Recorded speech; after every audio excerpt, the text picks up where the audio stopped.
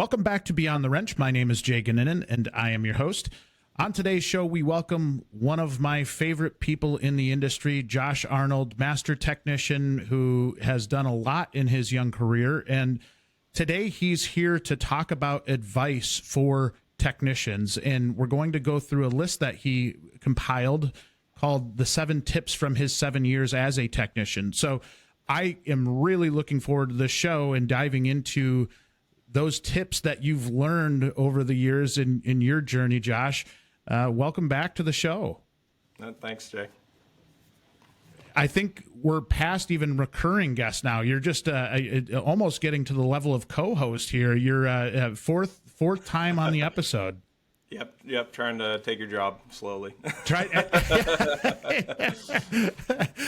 You would be very, very good at it. So, we've gone through your background in the past. We've talked a lot about your young journey to becoming a master diagnostic tech with Toyota, with Subaru, and a lot of what you've done for the work to get there. And we've talked through the highs and lows of the industry, and you came to me with an idea of talking through 7 tips that you would have from your 7 years in the industry. What kind of prompted you to think of that? Personally, Jay, it's just because I think I know people of my generation pretty well. And like I told you, short attention span. I want to make something short to the point. You know, the podcasts are great, but I feel like making these 7 tips, maybe breaking them up a little bit smaller, whatever it might be. We want to hit a younger generation with this. I'm not really targeting the old guys out there in the industry. I'm sure they know all of this. It's nothing new to them. But I want to make sure that it's as easy and as accessible to them as possible. So that's kind of where the idea came from, and we'll see how it works out. If somehow you missed one of the prior episodes with Josh, I would encourage you to go listen to them, because there's some great advice in what Josh has given us, and it's kind of real-time advice as he's going through his journey as a technician. And I think when we look at this, you've done a lot of mentorship already, mentoring others, and at such a young age, that's such an impressive thing to me. That I'm assuming you're still kind of on that path of mentoring young people, right? And mentoring some people that really aren't that much younger than you. Yeah, no. That's where I find most of my passion, honestly. I do like fixing cars. I do like doing the job. But the challenge of trying to train people, especially younger people, that I think a lot of the guys that have been in the industry a long time don't quite understand how they work and how they operate. It's where I find my joy. It can be frustrating at times, as anything, but it's been the new challenge for me and something I enjoy doing very much. All right, let's dive into these 7 tips. Okay. Do you have the list in front of you? I do have the list. I came prepared because I need it for this one. Well, let's start off with number 1. Yeah, number 1's a good place to start. And I did kind of make these lists in some way tied to my experience at 7 years. It may not line up exactly, but I think I tried to lay it out as much as you're going to start with this and kind of work your way through. But my biggest and my first one that I see every time working with apprentices is focus on the skill, not on the time, not on the money. That first year that you're in there, you're just frankly going to be probably terrible at your job unless your dad's been working with you in the shop since you were like 5 years old, right? So a lot of guys, they get super frustrated initially, and just that they're not making the warranty time. They're not able to, keep up with everybody else in the shop looking around them. And that can lead to a lot of frustration and potentially, early in leaving the industry because of it. So slow is smooth, smooth is fast is something that I've heard a lot. It's been around, it's nothing new. But I live by that, is practice slow. The speed will come with time, especially if you're a dealer technician and you work on the same stuff. This is something you changed my perspective on a little bit, and it wasn't even perspective. It was more of a different outlook or a different set of eyes on flat rate as a young technician. And I've used this example a lot since we did that podcast. I can't remember if it was the last one or the time before that, but one. Yeah. So when we talked through your thinking as you entered the flat rate world, in that you viewed it as an advantage because you didn't feel the pressure of having to put out a certain amount of time or a certain amount of work in a certain amount of time. And I think so much of it comes down to who's leading the shop at that point, and if that allows you to afford that patience, right? So for a young person that's out there and you're looking at shops to go work for, that's a really, really key factor, is making sure that you're working with somebody that is going to have the patience with you to allow that. Now, on the other side of that, when you said focus on the skill, one of the things you did early on in your career that I believe has made you really, really successful is that you put in extra time when you weren't being paid, right? And I think it's that, you took pride in the craft. You viewed it as a craft, and you wanted to very much learn the systems and how they work and how to do a specific job. How important was that to that skill set when you're talking about, being smooth?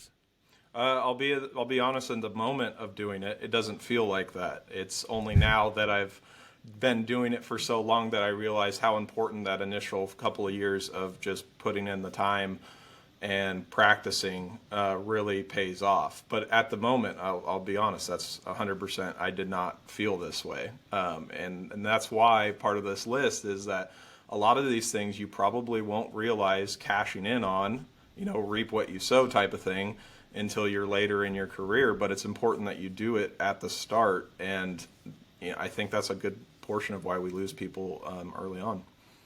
I agree. And I view it as like the compound effect, right? And there's a book by Darren Hardy that talks about the compound effect, and just the more you put into it, the more you're going to get out of it. And it might not be an immediate success, but being able to get kind of those wins stacked on each other. And maybe when you figure out if it's something you're battling with the electrical side, Yep. and you're struggling to get your head around it, if you work at it until it clicks, then all of a sudden that's going to make a bunch of other stuff go smoother.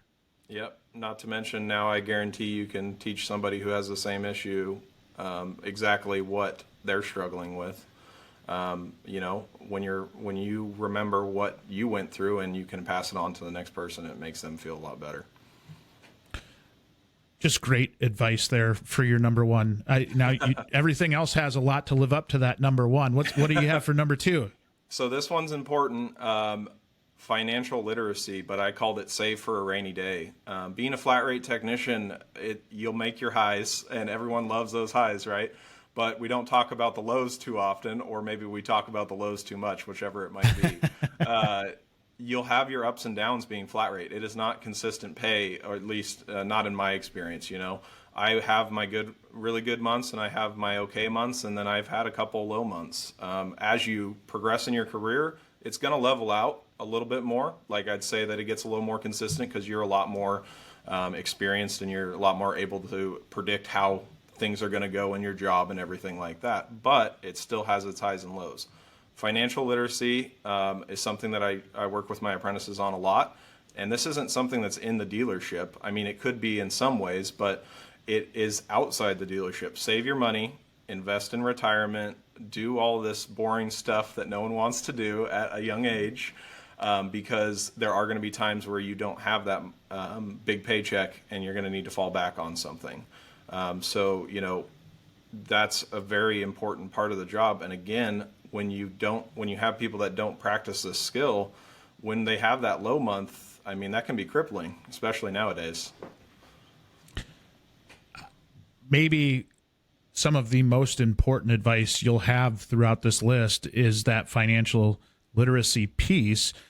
And I think this is something we've talked a lot about in content. And I think dealerships, shops, doesn't matter who you are, if you can bring in a professional to talk to your team about financial literacy and the power of having a budget and the power of saving money, it can be really, really impactful. Because what do we see in industry a lot of times? We see that young technician go buy that big Snap-on or Mac, box with a bunch of tools that, they may or may not need. And it puts them in a really bad hole. And I think we've all been in shops where you see technicians running when the tool truck comes in because they don't have the money to pay their bill that month. And it sucks. Like it sucks when somebody gets to that position where you over leverage yourself with the tool truck and on top of all of your other bills, right? It just normal day-to-day life. But that tool truck, and they're going to try and sell you on the payment, not on, just like we sell cars, right? We're selling the payment, not the price. And that's the same thing that tool trucks do. So being able to understand that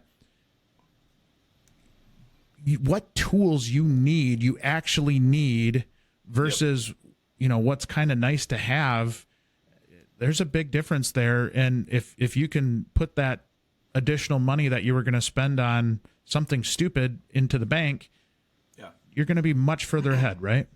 Yeah, and I was going to say, and 2 and 3 on my list here are pretty much the same. But something I wanted to mention on tool trucks, because we do hear a lot of negative about them too. I feel bad for them. They have kind of the same boat as we do. When I started, I had no credit, right? I was 18, didn't have any credit history, no money to my name, anything like that. I did hop on the Snap-on truck, and I did use their credit program. And the first credit loan I got was 29.5% interest, which, massive, right? You're like, oh. But it's worse than a credit card. Yes. The thing is, I used that, and I paid it off before the interest accrued because they have a 3 months no interest. So you can use this to your advantage, because I actually just had to apply for one of my Snap-on loans again, to purchase something bigger. And I had my interest rate with them actually dropped to 9% now. My credit went from a score of 600 when I started out all the way up to 800, and I used the tool trucks. Obviously, I've done other things too, but I did use them to my advantage. If you pay it off within the 3 months period, you get no interest charged to you, and it builds your credit. You can reopen an account, and since you've been building that history with them, they're more willing to loan you, and your credit continues to go up and up. I'm not going to say that's for everybody, but again, it goes back to, if you understand financial literacy, they're not necessarily a bad thing. It's just how you use them. Boy, is that a good point. And stuff that you were probably going to buy anyway, you use to build your credit. And I think that the important part is, whatever they give you for a credit line, don't just think, all right, they approved me. Yeah, they approved me for $5,000. I'm going to spend $4,999. Like, still, you still pay that back, and you still need to be on top of that. And I think it can be really tempting when I remember growing up and going into a tool truck. It's like the candy store, right? You walk in there and you see some stuff that just looks awesome, and you buy it, and then I think you always know when you bought the wrong thing, because you have buyer's remorse, right? You kind of go and like, did I really need that? Yeah, so going into number 3, I think it's a perfect segue that we're on the tool trucks, because number 3 for me was, do not buy the best to be the best. Develop your tools as you develop yourself. I'm a big Snap-on guy. I have a lot of Snap-on, but I didn't start out that way. And so when my apprentices come over and they see the box filled with all this shiny Snap-on, and they're like, oh, you have so much into it and everything, and they get that itch that they want to go out on the tool truck and buy so they can have what I have, I try to remind them that I started out with a 300-piece Cobalt set. I used Gear Wrench, Amazon. I had the cheapest of the cheap, Harbor Freight, all that, and it's been over the 7 years that I've developed it. So it doesn't come instantly, which is frustrating because you want the nice stuff. But buy slow and wait and try out some other people's tools in the shop, because not all ratchets are the same. Personally, I like the Snap-on ones the best, but some people like Matco, some people like Mac. If you have those availabilities, kind of use the advantage of trying out different things before you purchase it.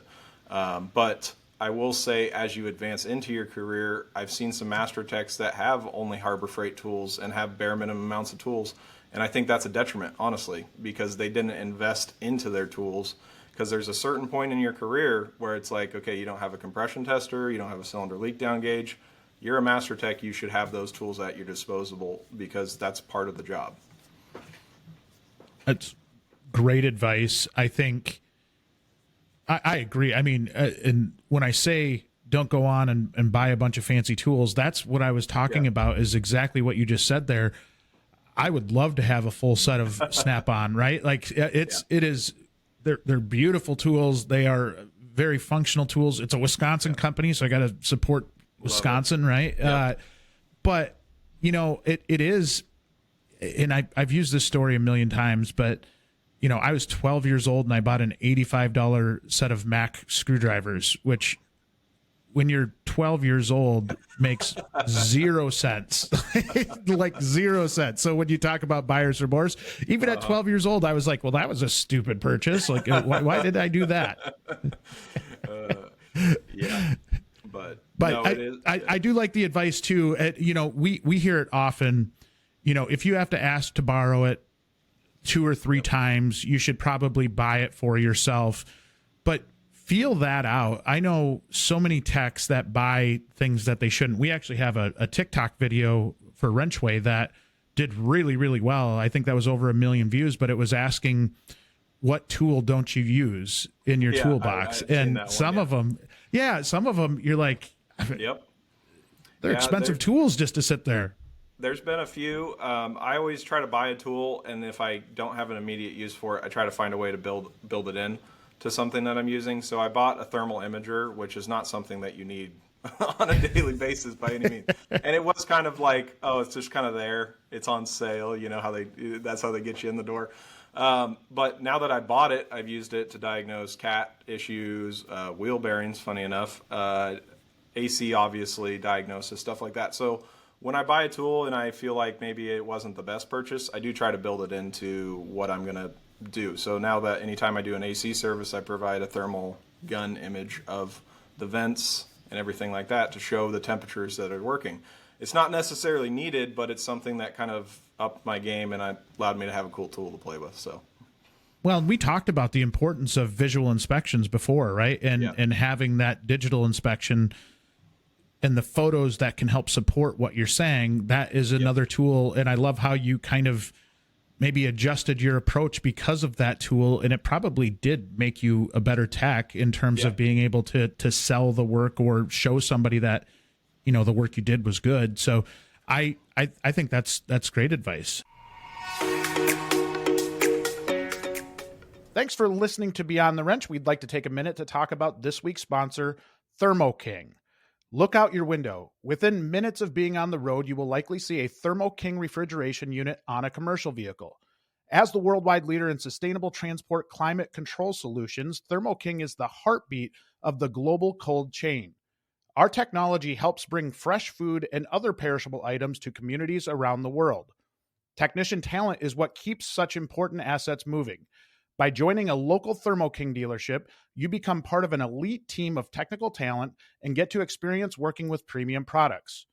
Each Thermo King dealership is family-owned and operated, offering a smaller company work environment backed by the training and support of a global industry leader. Thermo King dealers hire the best talent in the industry because we believe the world needs and deserves freshness.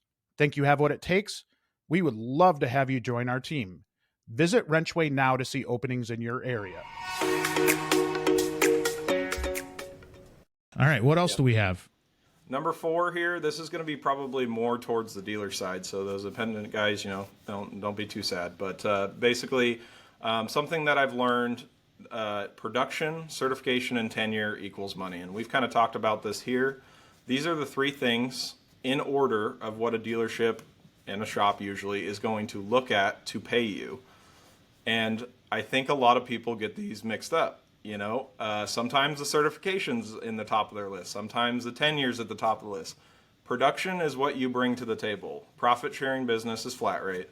And if you don't bring in your fair share, I'm sorry to say, but there's going to be people that are going to get paid more than you. And then, but it's different for each person because some people say, well, I've been here 20 years, I deserve this amount of money. And there's a case for that, but also, what are you bringing to the table to the company? Because if you have been there for 20 years, but you're only lube tech, I mean, what are you bringing to the table? Not trying to devalue any experience, but there is some truth to that. You have to have these in the order of production, certification, and tenure, and that's always how they're going to look at you. That is solid, and I honestly don't even think that's just flat rate. I think that's applicable to any shop, because at the end of the day, you have to run a profitable shop. You have to be able to pay your bills and to invest in the new tooling and the different requirements that you need to keep up with technology right now. Yeah. You have to run a profitable shop. And if I'm paying you as a technician a whole bunch of money, but the output isn't coming out of it, that's a recipe for going broke as a shop. And so, yep. You know, I've had those conversations with some more experienced technicians that want to get paid more. And it, you know, to me is more of just a math problem of sitting down with them and showing them the math. And I think that's where a lot of shops go wrong, is that they don't take that step to show somebody what their impact is. And if you don't show them, it can be really easy just to sit out in the shop and, you know, you put in your time and you're like, well, why am I not getting the raises that I want? Why have I been here for so long and nothing's happening? And a lot of it comes down to communication. So I think that is such a good point. The production is definitely number one. Totally agree with that. Certifications, that might be where the difference between dealer and independent is, because you know, some independents will really, really value ASEs. Some really don't care about them. And then 10-year, agreed. I mean, you can have that 20-year lube tech, or you can have that 5-year very, very great technician. Yeah. And, you know, I think from a business perspective, when you look at that scenario, as a manager, I'm going to put more into that young technician, because I've got more years that I'm, you know, like should have out of this technician. And they're probably, you know, they're probably just entering their prime at that point. And so, you know, I'm going to stick training into them. I'm going to help coach them. I'm probably, you know, as bad as this sounds, maybe going to take a little bit more interest in their future, in trying to develop their career plan. And so that, again, is no knock at that 20-year lube tech, because that's not what we're trying to do. But I think over time, you just deliver that consistency, and you deliver that, you know, it's reliability, and there's nothing wrong with that. Like we need reliability, but there's also a ceiling to what I can pay you, because if the output doesn't equal more profitability, absolutely. I think that was just such a great point, and I love the order that you put those in, because I think you're right. Yep. And it's something I've had to learn too, you know. It doesn't, sometimes you get frustrated, you know, but it's something to step back and look at. And as I've stepped into more of a mentorship role, I have to understand that some of these guys that are just starting out, their production's a lot higher than what I'm going to produce. Now, that doesn't mean that I'm bringing anything less to the table to the dealership, but it does, you know, there's something to be said that these guys are making more money for the company, and in some way that is valuable in its own way. You know, how do you keep a young tech in the right headspace here? Because what I see in the industry, obviously everybody needs techs, and what I see as a really easy thing to happen is that young technician can look at, you know, you as you know, the manufacturer that you represent, and say, okay, you've got all of these standards that I've got to hit. Yeah. If I hop over to this other manufacturer, I don't need those certifications. I don't need those. Or if I go to an independent shop, I don't need those. And if I'm that young technician and I'm very ambitious and I want to buy a boat and a new truck, you look at how the fastest way to get to that money. And it might not necessarily be looking at like the long term of sticking with the brand and really learning that brand. Then you start hopping around, and you don't really ever get that consistency in learning the vehicle, right? And so I think that's one of the biggest pieces of advice I would have for a young technician is, no, it might take a little bit of time, but if you stick with it, it's going to pay off in spades. And we talked about that in a prior podcast too, to where you're starting to reap the rewards of the work that you put in. No, I fully Right? agree. And the best thing I can say is you've really got to catch them when they're thinking like that and try to impart some older man wisdom into them. You got to be like, yeah, you can jump across the fence there and go make more money now. But, what I like about the manufacturers I work for most is that they offer that training because, as we talked about before, being a technician, things become a little bit monotonous as you go. And actually, funny enough, number 5 here is going to segue into that. It's continuous improvement. This one's coming straight from Toyota with their Kaizen.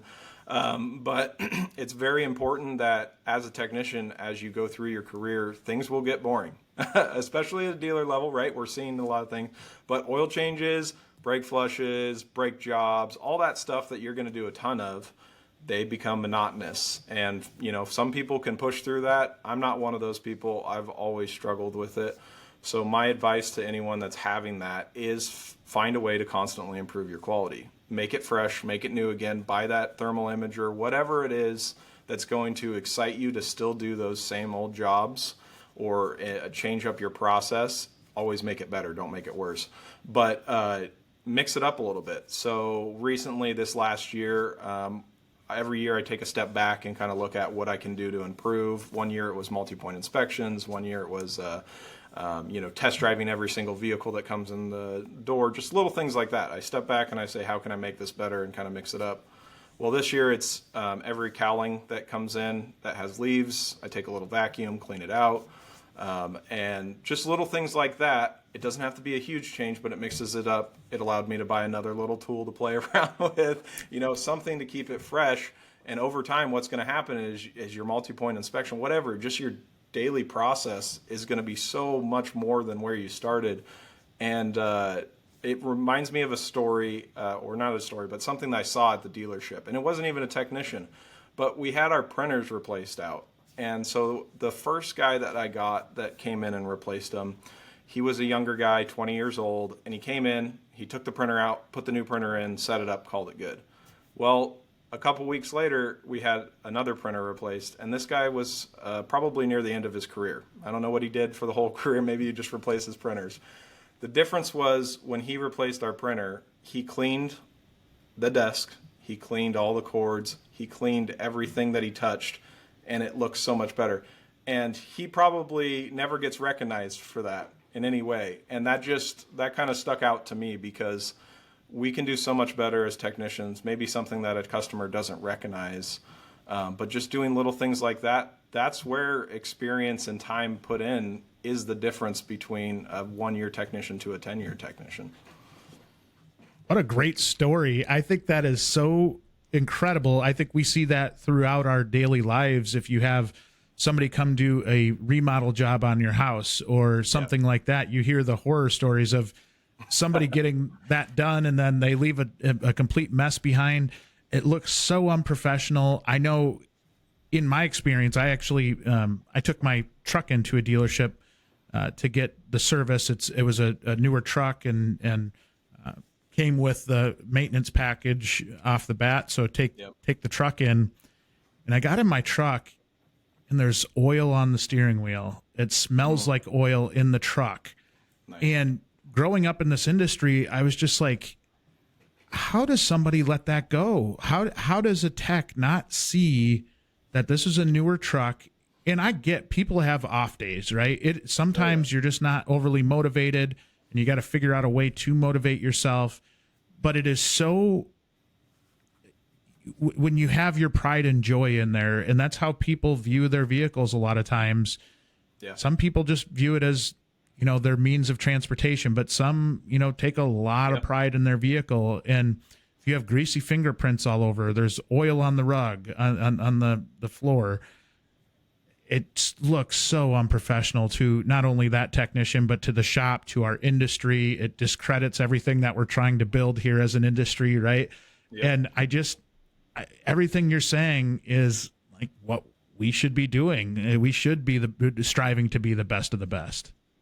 Yeah, and that's how the money's going to follow, and everything else that we're all talking about is, unfortunately, in this world, you've got to put your foot first and prove it. So by changing the way that we are, we're going to see a change in the industry. I do wish that old guy would get recognition for what he did for the printer job, right? And yes. Because it is funny how you can learn from other industries too, right? You can learn when you have a great experience somewhere, and if you have your mindset, which is really that growth mindset of how I get better and how I tweak what I do each day to get a little bit better, you can steal from other industries. You can be able to take things from other people and add to your skill set. I always look at like basketball players, and I think it was, Michael Jordan or Kobe Bryant, that every single year they're adding a new skill and working with somebody over the summer to add a new skill to what they do. And that sounds very similar to what you're doing. You just keep stacking. And I think that is phenomenal. Yep. I know. And it works out. And like I said, sometimes you don't notice it, but then you look back and you're like, wow, it's a lot different. But number 6, this is, like I said, these are kind of in order of my career. So, something that you have to take in fact is you do have to always train your replacement. If you want to move up, we've talked about this before, that you're going to have somebody in place to fill your role. And I wanted to add the note of with the expectation that they're better than you. Whenever I take an apprentice on, I always say, I want you to be better than me. And I say, I'm not going to make that easy, but I said, I want you to be better than me. And kind of looking around the shop now that I've done 5 or 6 of them in our shop, and they're starting to season and things like that. There have been some days where they have done things better than me. And it's been a little hard to take. I imagine I'll feel the same way when my son gets older and surpasses, but you do feel a little bit of pride in it as well. You're super proud to see somebody that you spent a lot of time investing in finally reach that point where they do something that kind of sets you back and like, okay, all right. So, yeah. It takes the right person to do that kind of thing too. I think what you said there was that I want you to be very successful, but I'm not going to make it easy. And I think the part that a lot of our industry misses is the first part. I want you to be successful. We don't communicate that very well. We say we're going to make it hard on you. We would fly right past the part where we want them to be a good person and that we're trying to make them into a great technician to the point to where, I'm not even intentionally going to make your life a living hell. So I do think the why is so powerful, right? Why are you pushing me? Why are you doing this? Because then in the back of their mind, if they don't know that, they're just going to assume that you have ill intentions, that you're not doing it for the right reasons. And so if you set the stage up front, that really, really helps you grow that young person. Yeah, and remind them often because they will forget, especially when the days are hard. Just remind them what they're going for because, like I said, you're like a deer in the headlight type of thing where most of that first part of your career is kind of traumatic, honestly, depending on what you got going on. But yeah, you're just like, nothing sometimes and you're just there. And then I always like to make playful jokes with them. I usually try to test the waters, but I'm not like super nice about it sometimes. Like I'll joke around with them and I'll make fun of them when they make something dumb and do, it's just, that's what's fun for me and keeps it interesting. And that's the same way that I got trained up myself. But I mean, if you're just all business all the time, that's kind of boring. And if you're all just making fun of them, that's not right because, eventually you're going to get through to them and they're going to take you seriously. But pull them aside once in a while, tell them it's okay and that you're just poking around. That balance is so important. And I remember being a young technician, I learned so much better from people that were a little bit more laid back than I did the ones that were, grind your nose and if you make a mistake, kind of rub your nose in it, right? And I don't think that's an overly effective way of training or mentoring somebody. And I do think if you can loosen them up, I think young people, and this goes for not just young people, this is everybody, but when we make a mistake, we tend to beat ourselves up more than anybody else could. And so if you're just there to pile on to what they've already done to beat themselves up, that's where you're going to start to see that attrition because there's no confidence left and they're just going to leave. Yep. Yep, and go based off your person too, because I had some people that are so overly confident that they do need a little bit more berating than the Humble other. pie. Yeah, Yeah. exactly. And trust me, that's one of the best things, like satisfying things to serve up is a little bit of humble pie. But some guys will be like, I know how to do your job, I know what to do. And then my favorite thing to do is just set them in a stall, let them try to do. I know something's difficult, and just let them over there, and that's. Just know who you're dealing with and cater it to them. And then the other thing that's super important is just build that personal relationship with them too, because you're not going to be able to joke and constructively criticize somebody unless they know you're looking out for their best interest. And you usually can't do that on a professional setting. At least me, I've never been able to reach that level without spending some time with these people outside of work, or at least, just talking with them extensively. What a great point that is too. Go grab a beer with them, or go do something. Go to the go-kart track. Do something where you're creating kind of that relationship. And from a mentorship standpoint, I think that is incredibly important. But then you kind of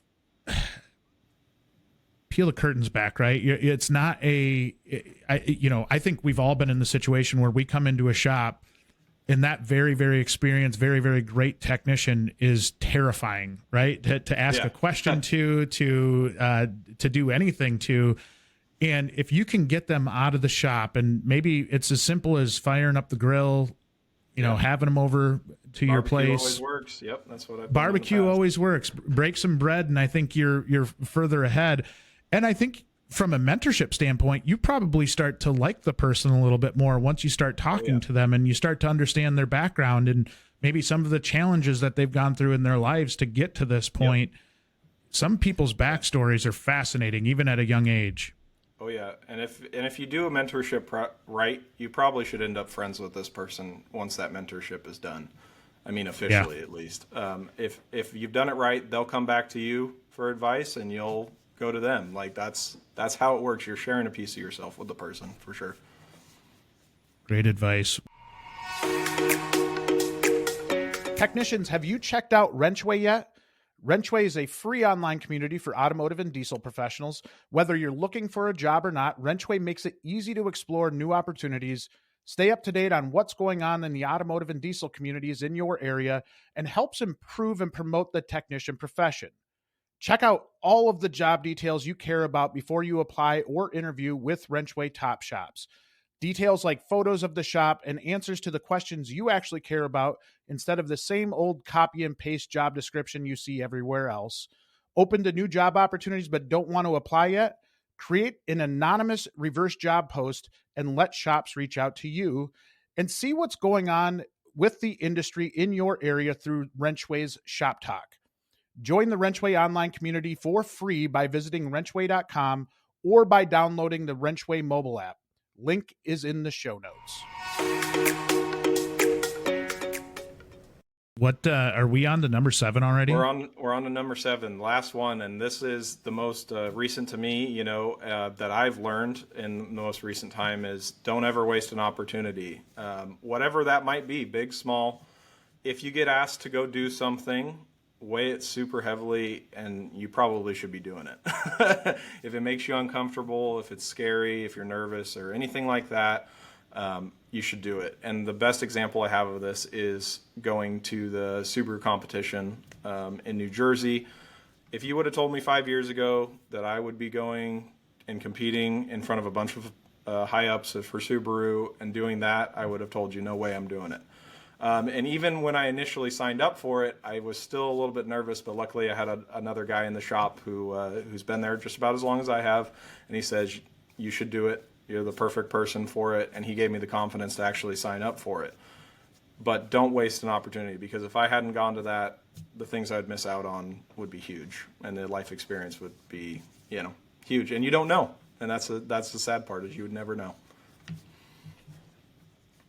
It is important to have somebody in your corner that is going to push you to do those things too, right? Whether it's a spouse, a coworker, a manager, whoever it is, find that person that pushes you to get better, because there's the common saying that you are the 5 people that you hang out with the most, right?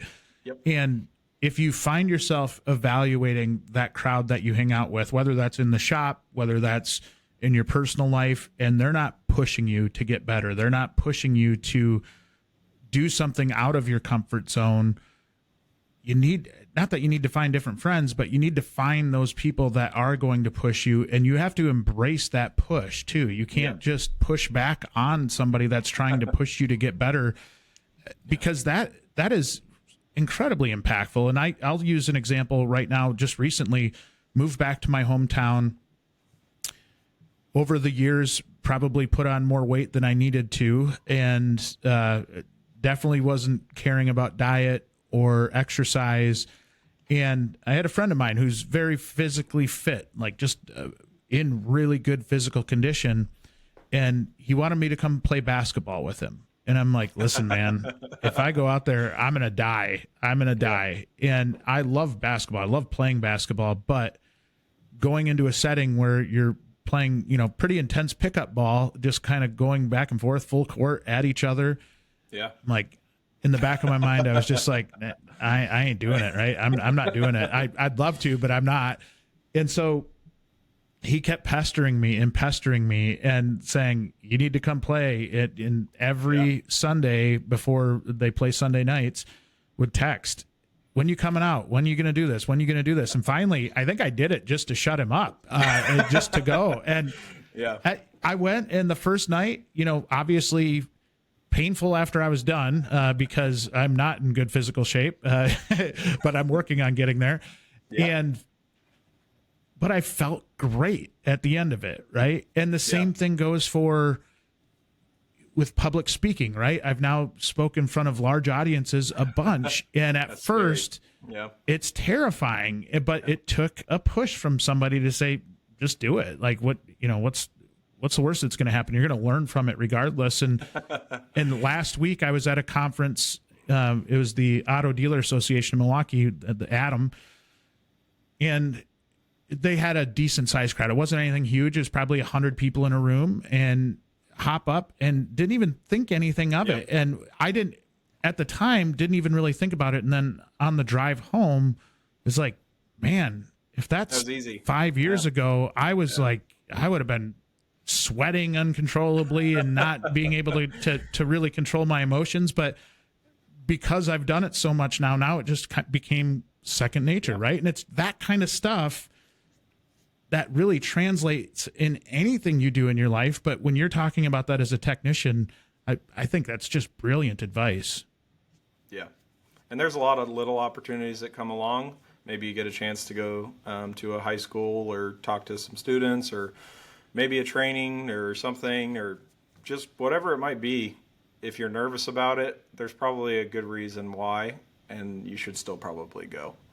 I mean, there's a couple exceptions to that rule, but I think that's pretty true. If you're nervous about doing it, you might want to do it.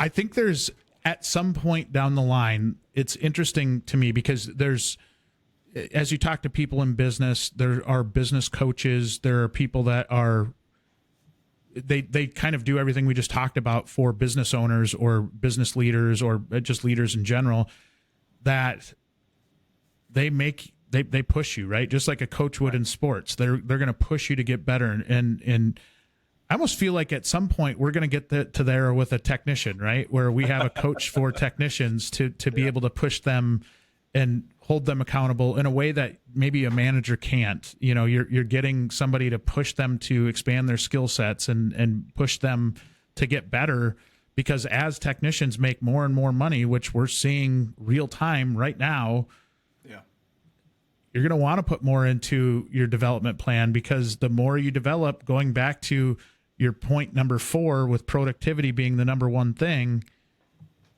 along with the certifications, if somebody pushes you, you're probably going to be in a better spot. Yeah. I think the industry is due for a big change, and I think it's going to be technicians making a lot of money and being way different than what we are today. And I want to be here for it. We're seeing it, right? I mean, Yeah. we're seeing the transition before our eyes, even in the last 2 years, 3 years, 5 years. Yeah. I think some of the things, and this is, we're actually going to talk about this a little bit in some future content, is there are shops that are listening right now. There are shops that are changing and adapting to treat technicians better. And it's really fun to see, because I think there are some shops operating at just such a top-notch level now that maybe weren't before or weren't listening. And I think the technician complaints were very, very valid. Whereas now when you look at maybe a Facebook message and you see, or a Facebook group, and you see some of those comments, you're like, yeah, I get the complaint, but there's a lot of shops that are starting to adapt, and your complaints wouldn't be valid with them.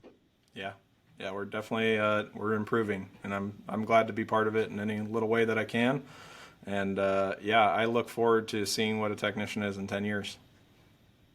Me too. Hopefully we're still doing the podcast then, and then we'll have you back on in 10 years and for your 500th time, and then we'll be able to I'll have 17 tips. I'm going to hold you to that. That would be good. That would be good.